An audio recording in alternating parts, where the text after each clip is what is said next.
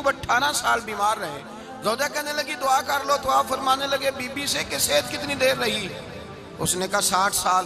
تو آپ فرمانے لگے ذرا بیماری کو بھی 60 سال گزر لینے دو پھر دعا بھی کر لیں گے. یہ دعا کی اللہ، یہ لفظ کہے اللہ نے صحت دے دی، تندرستی آ گئی. ایک دن گھر میں بیٹھے بیٹھے زوجہ کہنے لگی کہ ایوب یہ بتاؤ دکھ اچھے کہ سکھ؟ آپ فرمانے لگے سارے دن ہی اللہ کے ہیں پر دکھ بڑے اچھے تھے. مجھ سے پوچھو تو دکھ بڑے اچھے تھے. کہا کس طرح؟ تو حضرت ایوب فرمانے لگے جب میں بیمار تھا تو 24 گھنٹے میں ایک دفعہ میرا رب میرا حال پوچھا کرتا تھا. ایک دفعہ میرا اللہ پوچھتا تھا ایوب تیرا حال کیا ہے؟ فرماتے ہیں 12 گھنٹے تو لذت ہی رہتی تھی کہ میرے رب نے میرا حال پوچھ لیا ہے، اور اگلے 12 گھنٹے میں انتظار کرتا تھا مالک حال دوبارہ کب پوچھے گا. فرمانے لگے اب صحت تو ہو گئی ہے پر اب میرا رب میرا حال تو نہیں نہ پوچھتا. بھائی مشکلات جو ہوتی ہیں وہ تو تجھے سجا دیتی ہیں، سوار دیتی ہیں. تجھے یاد آتا ہے کوئی اپنا، جب تجھے درد ہوتی ہے نا، تکلیف ہوتی ہے، پھر تیرا دل کرتا ہے کوئی کندھا ملے جہاں میں سر رکھ کے رہوں. پھر اسی لیے تو کسی درویش سے کسی نے پوچھا تھا اپنا کون ہوتا ہے؟ تو کہا جو تجھے دکھ کے وقت یاد آئے وہ تیرا اپنا ہے. جو تجھے عین آزمائش کے وقت یاد آئے اور تجھے اس کا نمبر فوراً تیرے موبائل پہ چلنے لگے وہ تیرا اپنا سجن ہے جس کو تو دکھ کے وقت یاد کرے. تو بھائی مشکلات کے بعد جو اللہ آسانی دیتا ہے. حضرت ابراہیم کو آگ میں بھی پھینکا گیا، حضرت ابراہیم علیہ السلام کو ستایا بھی گیا، نکالا بھی گیا، لیکن جب ان مشکلات سے گزرے تو میرا رب فرماتا ہے وَإِذِ ابْتَلَىٰ إِبْرَاهِيمَ رَبُّهُ بِكَلِمَاتٍ فَأَتَمَّهُنَّ قَالَ إِنِّي جَاعِلُكَ لِلنَّاسِ إِمَامًا. کہا جب ابراہیم پورے اترے تو پھر ہم نے انہیں امام بنا دیا. یا اللہ کس طرح کی امامت دی؟ فرمایا میں نے اتنی اعلیٰ شان عطا کی ہے کہ اپنے لاڈلے رسول کو جناب ابراہیم کی نسل میں پیدا فرما دیا ہے. میں نے مصطفیٰ کو ان کی نسل میں پیدا کر دیا، قیامت تک کے لیے ان کا وقار بڑھا دیا. اللہم صلی علی محمد وعلی آل محمد کما صلیت علی ابراہیم وعلی آل ابراہیم. ان کی عظمت بڑھا دی، اس لیے کہ جب وہ آزمائش سے گزر کر کے آئے پھر جو آسانی دی. میرے نبی پاک صلی اللہ علیہ وسلم نے دین ابراہیمی کی بہت ساری چیزوں کو رکھا. کہا میں ملت ابراہیمی پہ ہوں. جب کوئی مشکلات کو عبور کر کے آتا ہے، جب کوئی تکلیفیں سہ کر کے آتا ہے، اس کے لیے جو اجر ہوتا ہے، اس کے لیے جو پھر اللہ کتنی ذرا بڑی توجہ کیجئے گا. لوگ سمجھتے ہیں فلاں آدمی مشکل میں ہے تو شاید مشکل میں ہی رہے گا، فلاں آزمائش میں ہے تو شاید میرا اللہ فرماتا ہے ایک مشکل دے کے میں 2 آسانیاں بھی دوں گا. تم مشکل دیکھ رہے ہو، مشکل نہ دیکھو، وہ جو اس کو بعد میں آسانی آنے والی ہے، اور ڈبل جو میں اس پر نعمت کرنے والا ہوں اس کو دیکھو. حضرت یوسف کو بھائیوں نے کنویں میں ڈال دیا تھا، اور جب کنویں سے نکلے تو مصر کے بازاروں میں بکے، اور پھر زلیخا نے الزام لگایا تو حالات بگڑ گئے. حضرت یوسف کو جیل جانا پڑا. کتنی کٹھن زندگی تھی، لیکن میرے مالک کو کچھ اور ہی منظور تھا. کنویں میں گرنے والے، بازار میں بکنے والے، جیل میں جانے والے، الزام لینے والے جناب یوسف کو رب کریم نے اسی مصر کا بادشاہ بنا دیا. اللہ پاک نے اسی مصر کا حکمران بنا دیا. یاری تیری سونا ہے پر ازمیشاں تیریاں اگ. اے سونا پرکھیا جاوند آئی پہلو نال اگاں دے لگ.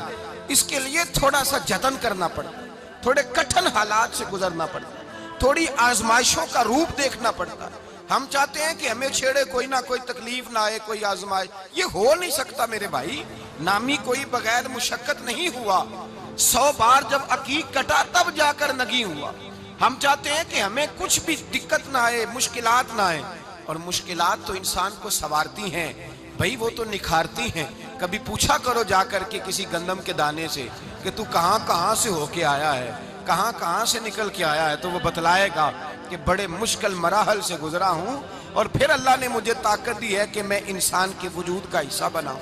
تو بھائی کٹھن مراحل، آزمائشیں، تکلیفیں یہ انسان کو بڑا انسان بنا دیتی ہیں. یہ اس کے لیے ترقیوں کا پیش خیمہ ہوتی ہیں. ہمارے جوان پریشان ہو جاتے ہیں. عورتیں خاص کر کے اس بات پہ توجہ کریں، وہ بڑی جلدی غم لے جاتی ہیں. وہ کہتی ہیں جانے میرا کچھ ہوگا ہی نہیں، جانے میرا کچھ ہو ہی نہیں سکتا. میرے بھائی درجنوں اور بیسیوں لوگ ایسے ہیں جن کی اولادیں نہیں تھی لیکن نام ان کا ان سے بھی زیادہ ہے جو بڑے بڑے صاحب اولاد.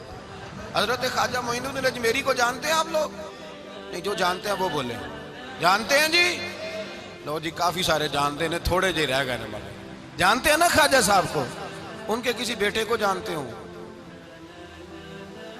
نہیں جانتے, نہیں جانتے, نہیں جانتے آپ ان کے بیٹے کو.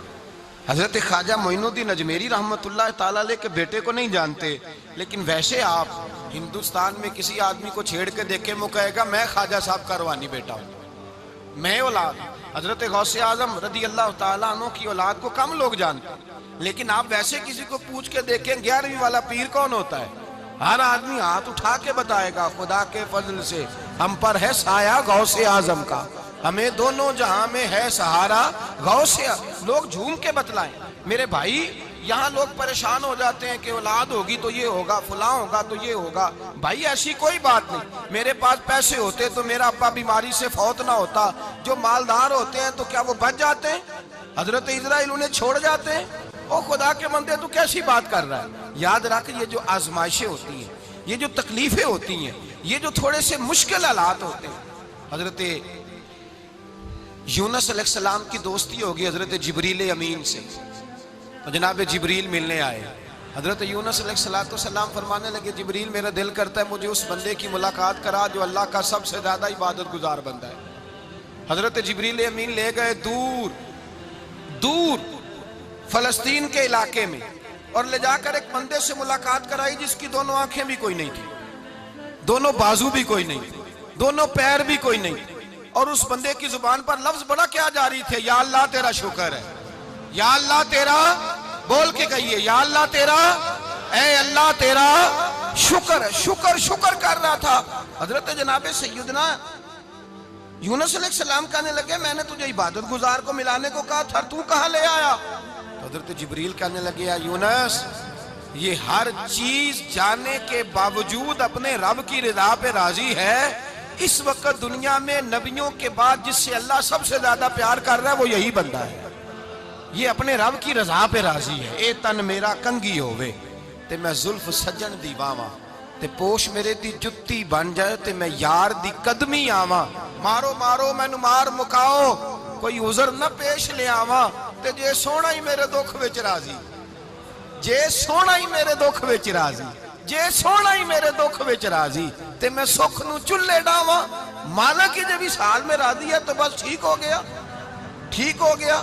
وصل اچھا ہے نہ فراق اچھا ہے, بس جس حال میں محبوب رکھے وہی حال اچھا ہے. بس جس حال میں انہوں نے رکھا بات ٹھیک ہو گئی. اس میں اب انسان شکوہ کرتے پھرے کہ یہ کس طرح ہے وہ کس طرح, اپنے آپ کو مطمئن رکھا ہے. مشکل کے بعد جو آسانی حضرت لقمان حکیم, ان کے نام پر قرآن مجید کی پوری سورت ہے. حضرت لقمان حکیم علیہ رحمہ آپ اپنے بیٹے کو نصیحت کر رہے تھے, کہنے لگے بیٹا کو مشکل آئے تو گھبرانا نہیں, کوئی مشکل آئے تو کرے بیٹوں کو سمجھ آ جائے کہ مشکل آئے تو, سمجھ آ رہی ہے بات کی, مشکل آئے تو. اور کیا خوبصورت جملے, بیٹے کو بٹھا کے کہتے ہیں بیٹا چھوٹی مشکل آئے گی تو اللہ بڑی مشکلات آسان کر دے گا. سمجھو چھوٹی مشکلات آئیں تو اللہ نے بڑی مشکلیں اس نے آسان کر دی. اور آپ کو بتاؤں اصل انسان ہوتا ہی وہ ہے جو مشکلوں میں جینے کا ڈھب سیکھ جاتا ہے, وہ بن جاتا ہے, جو کرب کے حالات میں جینے کا سلیقہ سیکھ جائے. اپنے بچوں کو یہ سمجھانا, حضرت لقمان بیٹے مشکل آئے تو گھبرانا نہیں, بڑی کو ٹال دیتی ہے, وہ نیکی کا اور آسانی کا پیش خیمہ ہوتی ہے. اللہ اس کے بعد آسانی سمجھا رہے ہیں. کچھ دنوں کے بعد کہنے لگے آؤ فلاں اللہ کے نبی کی ملاقات کو چلیں, فلاں نبی علیہ السلام سے ملنے چلتے ہیں. اس زمانے میں جو نبی تھے ان سے ملنے چلے گئے. بیٹے کو بات یاد تھی, گھوڑے پہ بیٹھے, امام ابن جوزی نے اس کو لکھا ہے, گھوڑے پہ بیٹھے تھے دونوں کے پاس گھوڑے تھے. اب رستہ بہت زیادہ تھا, کھانا ساتھ لے لیا, پانی ساتھ لے لیا, رستہ لمبا تھا, صحرا کا علاقہ تھا. جب جانے لگے تو اتنی سخت گرمی ہوئی کہ گھوڑے بھی بے ہوش ہونے لگے. اچانک ایسی گرم لو چلی کہ گھوڑے بھی. اب دونوں باپ بیٹا جو تھے وہ بڑی جوش میں تھے کہ جانا ہی جانا ہے. گھوڑے سے اتر کر کے پیدل چلنے لگے. اب پیدل چلتے چلتے ذرا آگے گئے تو اب گرمی میں جتنا بندہ پیدل چلتا ہے اتنا پیاس بھی زیادہ لگتی ہے, تو پانی پیتے رہے, کھانا کھاتے رہے, کھانا پانی بھی ختم ہو گیا. تھوڑا آگے چلے نا, اس قدر تکلیف بڑی کہ حضرت جناب لقمان کے بیٹے کے پیر کے اندر ایک ہڈی پیوست ہو گئی. اتنی بڑی ہڈی تھی وہ اندر ہی چلی گئی پیر, خون کے فوارے گرنے لگے. بیٹا بے ہوش ہو گیا. حضرت لقمان اس کے سرانے بیٹھے تو بیٹا تھا نا, آنکھوں میں آنسو آ گئے. بیٹے نے آنکھ کھولی تو کہنے لگا ابا جی آپ تو صبر کرنے والے ہیں, آپ رو رہے ہیں. فرمایا بیٹے میں کیا کروں, میرے سینے میں جو دل ہے وہ ایک باپ کا دل ہے. تو باپ جو ہوا تیرا, تیری دکھ پر رونا آیا. بڑی مشکل سے دانت کے ساتھ ہڈی نکالی, ہڈی نکلی تو خون بھی چلا. صاحب زیادہ کہنے لگا حضور آپ نے تو کہا تھا ہر مشکل کے بعد آسانی ہوتی ہے, اور چھوٹی مشکل دے کے اللہ بڑی سے بچا لیتا ہے, تو ہم تو اچھے کام چلے تھے, مشکل پہ مشکل, مشکل پہ مشکل, یہ کیا ہے؟ حضرت لقمان کہنے لگے بیٹا نہ تو رب کی حکمتوں کو جانتا ہے نہ پوری طرح میں جانتا ہوں, لیکن جو میں نے کہا تھا وہ بات سچی ہے. فَإِنَّ مَعَ الْعُسْرِ يُسْرًا إِنَّ مَعَ الْعُسْرِ يُسْرًا. اللہ ہر مشکل کے بعد آسانی عطا فرمائے گا, اور فرمایا میرا ایمان ہے کہ ضرور ضرور عطا فرمائے گا. یہ بات کہہ رہے تھے کہ سامنے سے دھواں اٹھا, اتنا سخت دھواں اٹھا کہ آپ نے سوچا شاید وہاں بادیا وہاں جاتے. وہاں چلنے لگے تو پیچھے سے کسی نے آواز دی ٹھہر جاؤ, رکو. وہیں رک گئے. تھوڑی دیر گزری تو کہا رک جاؤ. جب رکے تو ایک بولنے والا بولا, کہنے لگا تمہارے لیے تھوڑی دیر کے بعد جانوروں کا بندوبست کر دیا جائے گا, کھانے کا بھی بندوبست ہو جائے گا, بچے کا پیر بھی صحیح ہو جائے گا, چلے جانا, لیکن ذرا ٹھہرو. حضرت لقمان کہنے لگے بولنے والے تو کون ہے؟ تو کہنے لگے میں اللہ کا فرشتہ ہوں, میں اللہ کا فرشتہ ہوں. کہا اللہ کے فرشتے اور یہ سارا کچھ کیا ہے؟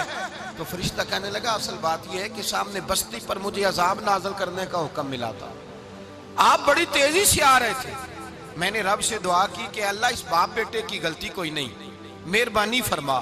رب نے پہلے آپ کو صحرا میں الجھایا, پھر میری دعا کی برکت سے آپ کے گھوڑے ٹھہر گئے, پھر میری دعا کی برکت سے آپ کا پانی ختم ہوا, پھر میری دعا کی برکت سے آپ کے بیٹے کو زخم آیا, پھر میری دعا کی برکت سے سامنے سے دھواں اٹھا. فرمایا یہ جو تمہیں مشکل پہ مشکل آ رہی تھی, یہ تو میرا رب تمہیں عذاب سے بچانا چاہ رہا تھا. یہ جو تمہیں مشکل پر مشکل آ رہی تھی تو میرا مالک تمہیں عذاب سے بچا رہا تھا, تم سمجھ نہیں رہے تھے.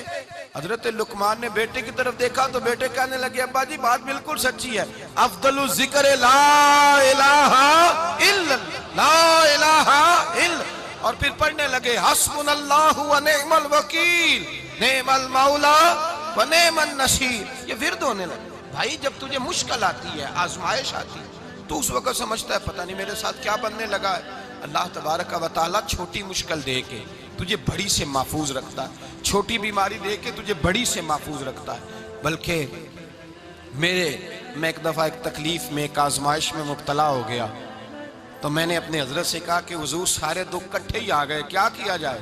تو آپ فرمانے لگے بڑے خوش نصیب ہو, جوانی میں اللہ نے دکھ دے دیے, بڑھاپے میں آئے تو برداشت نہیں ہوتے. یہ تو بڑے وقت پہ آ گئے, شکر ادا کرنا چاہیے. اس زمانے میں برداشت نہیں ہوتے, اب آسانی ہے, ان کو برداشت کرو, ہمت کرو.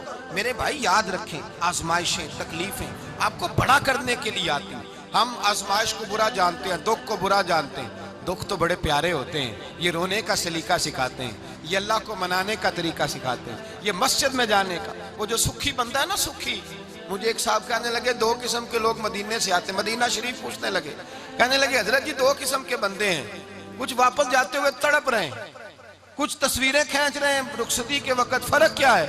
تو میں نے کہا وہ جو تصویریں کھینچ رہا ہے وہ امیر آدمی ہے, اسے پتا ہے کہ میں پھر ٹکٹ لے لوں گا, مہینے کے بعد پھر آ جاؤں گا. اور یہ مدینہ چھوڑتے ہوئے تڑپ رہا ہے, یہ کوئی غریب ہے, یہ کہہ رہا ہے پتہ نہیں دوبارہ موقع ملے کہ نہ ملے. یہ دکھی ہے, یہ آزمائش میں دکھی. سکھی بندہ تو مکے جا کے نہیں روتا, وہاں بھی کھڑا ہے ڈٹ کے کھڑا. دکھی کوئی نہیں تو روئے کیسے, روئے کیسے؟ دکھیے دی گل دکھیا ہی جانے, دکھیے دی گل. کیا خوبصورت لفظ ہے میاں صاحب کی, اور لفظوں میں حسن دیکھے. کہنے لگے دکھیے دی گل دکھیا ہی جانے, تے سکھیے نو کی خبراں, تے یار جنہاں دے موت نے مارے روندے نہیں تک تک قبراں. یہ مشکل مرحلہ ہوتا ہے, جب انسان تکلیف میں ہوتا ہے پھر اسے احساس ہوتا ہے. اور تکلیف والے کو ہی تکلیف والے کی تکلیف کا احساس ہوتا ہے. جب آپ کو اللہ مشکل دیتا ہے تو سمجھ لیں رب آسانی دینا چاہ رہا ہے. جب تیز دھوپ آتی ہے تو سمجھ لیں اللہ گرم ہوا گزار کے ٹھنڈی بارش برسانا چاہ رہا ہے. اور جب چاروں طرف سے گھٹن ہو, پنجابی میں کہتے ہیں گمہ لگ جائے, تو پھر سارے بول کے کہتے ہیں اب جو طوفان آئے گا وہ سخت ہی آئے گا. اس لیے کہ گھٹن جتنی زیادہ ہوتی ہے پھر فضل بھی اتنا. جن لوگوں نے تکلیفیں زیادہ سہی تھی رب نے عزتیں بھی زیادہ ہی عطا فرمائی. جن لوگوں نے تکلیفیں زیادہ سہی نا انہیں اللہ نے درجہ بھی. حضرت بلال حبشی نے بڑی تکلیف سہی, مارا کرتا تھا امیہ, بڑا مارتے تھے, اتنا مارتے تھے کہ موٹے, آپ نے کبھی دیکھے ہیں دیہاتوں میں موٹے موٹے پائے ہوتے تھے چار پائیوں کے, موٹے موٹے پان کی چار پائیاں اور بڑی چار پائیاں کافر بچھا کے بیٹھ جاتے اور حضرت بلال حبشی کے پیر ان کے نیچے رکھ دیتے, ہاتھ ان کے نیچے رکھ دیتے, آگ لوہا گرم کر کے اس کے اوپر ننگے بدن لٹا دیتے. مکے نے بڑی آزمائشیں دیکھی, پھر اسی مکے نے مدینے نے عجیب رنگ دیکھا کہ میرے نبی معراج سے واپس آئے اور حضور نے عظمت دی. فرمایا بلال یار تیرا بڑا مقام ہے, تو مدینے میں چل رہا تھا اور میں جنت میں تیرے قدموں کی آواز سن رہا تھا. کتنا تیرا مقام ہے, کتنا تیرا درجہ ہے, میں وہاں تیرے چلنے کی آواز سن رہا تھا. حضرت ابو بکر صدیق رضی اللہ تعالیٰ عنہ نے اس زمانے میں حضور کی نوکری کی جب دوسرا جانثار کوئی نہیں تھا. سارے لوگ تانے دیتے, کہتے ابو بکر تو اکیلا ہی سیانا ہے, سارا مکہ مخالفت کرتا ہے, تو جان ہی نہیں چھوڑتا, سارا زمانہ مخالفت کرتا. ابو بکر صدیق نے مال بھی دیا, جان بھی دی, شہزادی حضرت عائشہ بھی دی حضور کی خدمت میں, ہر چیز لٹا دی. دنیا کو پتا اس دن چلا جس دن میرے رسول پاک صلی اللہ علیہ وسلم مسجد نبی میں بیٹھے تھے, درجنوں صحابہ تھے. حضور نے فرمایا ابو دردہ کو تو بلاؤ. جناب ابو دردہ حاضر ہوئے تو کہتے ہیں حضور کا چہرہ دیکھا تو ناراضگی ہے چہرے پہ. میں نے دیکھتے ہی کہا حضور آپ مجھ سے ناراض ہیں؟ حضور نے فرمایا ہاں میں ناراض ہوں. جب یہ لفظ کہے تو میں کانپنے لگا, حضور ناراض ہو گئے. میں نے کہا یا رسول اللہ میری غلطی. تو نبی پاک نے فرمایا تو میرے ابو بکر کی عظمت نہیں جانتا؟ حضور جانتا ہوں. حضور کیا ہوا؟ نبی پاک نے فرمایا کل تو گلی میں گزر رہا تھا, ابو بکر بھی گزر رہا تھا, تو نے سوچا ہی نہیں تو میرے ابو بکر کے آگے آگے چل رہا تھا؟ یہ خیال ہی نہیں آیا, تجھے پتا نہیں کہ جس نے میرے ساتھ نیکی کی میں نے بدلہ چکا دیا ہے. ابو بکر کا بازو تھام کے اللہ کی بارگاہ میں لے جاؤں گا, میرا رب بھی اسے بدلے عطا فرمائے گا. یہ عظمت, یہ شان, یہ بلندی اور رفعت مشکلات سے گزرنے کے بعد ملی. میرے نبی پاک صلی اللہ تعالیٰ علیہ وسلم کے ساتھ مولا کائنات شیر خدا حضرت علی نے 9 سال کی عمر سے وفات شروع کی اور تا دم آخری حضرت علی نے وفا کی مصطفیٰ سے. کٹھن مراحل سے گزرے, کٹھن مراحل سے. حضرت علی کہتے ہیں میں ہر جنگ میں ہر جہاد میں ساتھ تھا, پر جس دن مکے اور مدینے سے آنے والوں کو حضور بھائی بھائی بنا رہے تھے, مہاجر اور انصار کو بھائی بھائی بنا رہے تھے. فرماتے ہیں میں تنہا کھڑا تھا, کوئی کسی کا بھائی بن گیا, کوئی کسی کا بھائی بن گیا, میں اکیلا کھڑا تھا اور میں سوچ رہا تھا کہ یار میں کدھر جاؤں. کہتے ہیں میں اس حد تک آیا کہ میرے آنسو بہنے لگے, لیکن میری مشکلات کو آسانی تب ملی جب مدینے کے چاند دھیرے سے اٹھے, میرے قریب آئے, میرا بازو تھاما اور فرمایا علی باقی سارے بھائی بھائی بن گئے ہیں, انت اخی فی الدنیا والآخرہ, تو میرا بھائی ہے, دنیا میں بھی میرا بھائی ہے, قیامت کے دن بھی میرا بھائی ہے.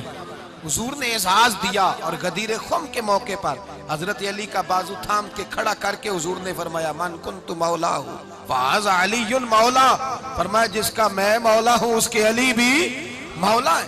محبوب پاک سید عالم صلی اللہ علیہ وسلم نے جن لوگوں نے مشکلات برداشت کی پھر ان کو اعزاز ملا, ان کو درجے ملے, ان کے لیے جو آسانی. حضرت عثمان غنی نے صحابہ میں سب سے زیادہ مظلومیت کاٹی, سب سے زیادہ مظلومیت. 40 دن پانی بند رہا, کھانا بند رہا, تکلیف اور آزمائش کا وقت ہوا. امام جلال الدین سیوطی رحمت اللہ تعالیٰ علیہ الحاویل الفتاوی میں لکھتے ہیں, کہتے ہیں جب حضرت عثمان غنی پر کھانا اور پانی بند تھا, ایک شام حضرت عبداللہ بن سلام ملنے گئے. اس شام, اس صبح جس شام حضرت سیدنا عثمان غنی شہید ہوئے, جناب عبداللہ ابن سلام کہنے لگے عثمان تیرا کیا حال ہے, کس پوزیشن میں ہے؟ تو کہتے ہیں جناب عثمان غنی کہنے لگے عبداللہ آج میں بڑا سکھ میں ہوں. کہا 40 دن بیت گئے, کھانا نہیں آیا, پانی نہیں آیا, تو آج کیوں سکھی ہو؟ فرمانے لگے آج مدینے کی سامنے والی گلی میں نے مصطفیٰ کا دیدار کیا ہے, اور نبی پاک صلی اللہ علیہ وسلم نے فرمایا عثمان اگر تو کہے تو تیرے لیے پانی کا بندوبست کر دیا جائے, تیری مشکل آسان ہو جائے, اور اگر تو کہے تو تیرے لیے وہ آسانی کی جائے کہ آج تو میرے پاس آ کے روزہ افطار کر لے. تو حضرت عثمان غنی کہنے لگے میں نے مصطفیٰ سے عرض کیا حضور مجھے یہاں کا سوکھ نہیں چاہیے، مجھے وہ آسانی چاہیے جو آپ کے پاس افطار سے ملے گی۔ فرمانے لگے آج میں رخصت ہو جاؤں گا، افطار رسول اللہ کے پاس کروں گا۔ حضرت عبداللہ ابن سلام فرماتے ہیں پھر اس شام حضرت عثمان شہید ہو گئے۔ لوگ کہنے لگے عثمان شہید ہو گئے، اور میں کہنے لگا نہیں، انہوں نے جا کے نبی پاک کے دسترخوان پہ روزہ افطار کر لیا ہے۔ روزہ افطار بھائی، پھر بعد میں جو آسانی ملی ان لوگوں، جو ان لوگوں کو درجات نصیب ہوئی، کٹھن حضرت عبداللہ مزنی حضور کے غلام تھے، قبیلہ مزن کے رہنے والے، والد فوت ہو گئے، چچا نے پالا تھا، اسلام قبول کر لیا، چچا اسلام